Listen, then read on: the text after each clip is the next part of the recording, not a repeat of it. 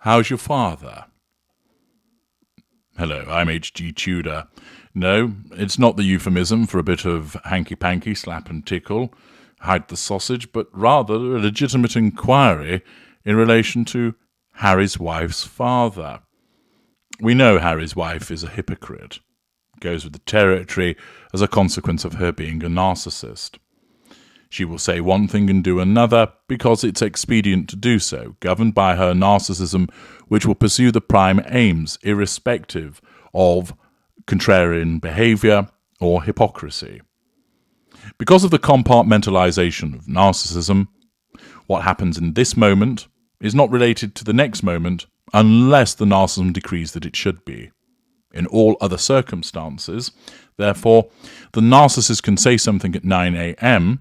and say something completely contradictory at 9:15 a.m. and doesn't see any problem with that because the narcissism blinds them to it. They'll either deny saying the thing earlier or suggest that circumstances have altered. Either way, the narcissist is allowed to be that hypocrite.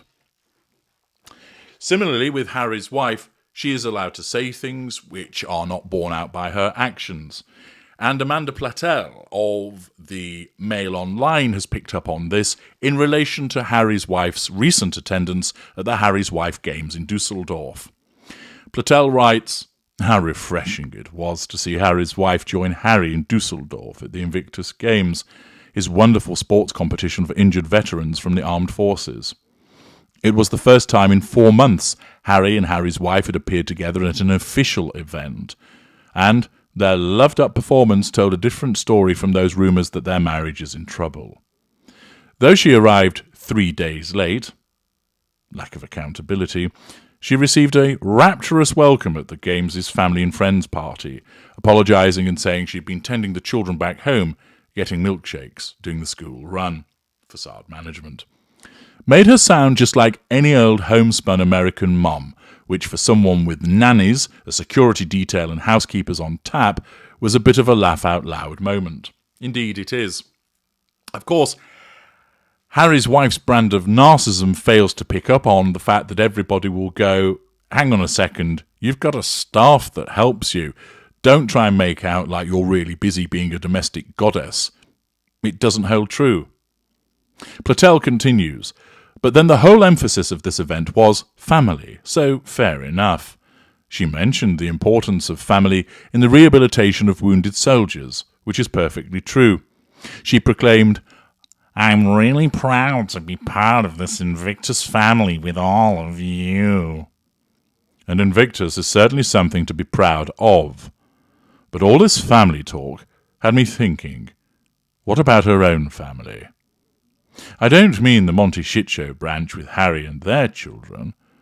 I'm talking about her frail father, Thomas, the man she turned her back on, who paid for her private education and looked after her when her mother Doria Ragland mysteriously disappeared for years during her childhood. A father who has never even met her husband, Harry, or, heartbreakingly, his 2 grandchildren. And what about the royal family she married into? The one she accused in her vicious and calculating Oprah Winfrey interview of being racist and cruel to her. The one which since her marriage to Harry has seen an insurmountable breakdown between him and his brother William. Not to mention his fractured relationship with sister-in-law Kate and his father King Charles. Indeed, this week was the first time the royal family failed to post a birthday message to Harry. When Harry's wife parades her virtue at Invictus and mentions the importance of family, I can't help thinking of the family members she has slighted, and I can't stop thinking how hypocritical it seems. It doesn't seem hypocritical. It is hypocritical. Harry's wife's narcissism functions in a way that it caters to everything that she requires, which means, therefore, she can smear her extended family, she can ignore her half-siblings, she can disengage from and turn her back on her father.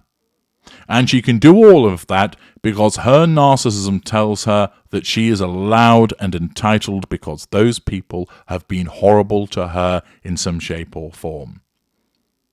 Her narcissism rewrites history to cause her to genuinely believe that those people have done ill towards her, with the consequence that she is allowed to smear them, shelve them, disengage from them. Furthermore, her compartmentalization then allows her to talk about family as if it's the single most important thing on earth and that she has always abided by putting family first. She does not stand there thinking, I know I've shat on my in-laws and also my father and half-siblings, but fuck that, I'm still going to talk about family. She simply doesn't consider it because the narcissism does not allow her to do so. It puts it on the back burner. It makes it, in effect, disappear. The problem for Harry's wife, as I've mentioned before, is that there are lots of people who have seen the way that she has behaved, have recorded the way that she has behaved, and now, when she comes out and preaches about family, people go, get lost. Don't talk to me about family, missy, after the way that you have behaved. And this is where her narcissism, although effective in the moment, keeps causing these collateral consequences. In order to manage her facade and assert control and draw fuel, she gives it the old big un about family, which in the moment might work, but thereafter people turn around shaking their heads and rolling their eyes, saying, who is she to talk about family?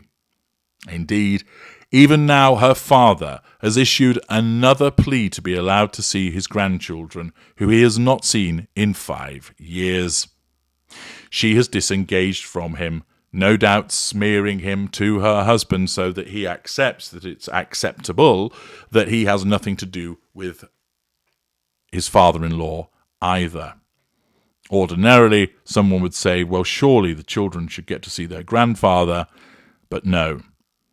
And despite his attempt to hoover her, indirectly, by once again going to the press and issuing a pity play bleating about how he's been treated, although he's correct, he has been treated unfairly, do not lose sight of the fact that it's being done from his perspective to try and assert control indirectly over his daughter, and once again, she has roundly ignored him. She doesn't contact him to explain why she doesn't want anything to do with him. She's not going to bother with that. She doesn't bother issuing a statement generally about it to indirectly assert control over him. She simply ignores him, continuing what she has done before, because that takes very little effort from her, and she is not occasioned by any sense of conscience, guilt, or remorse. I'm H.G. Tudor. Thank you for listening.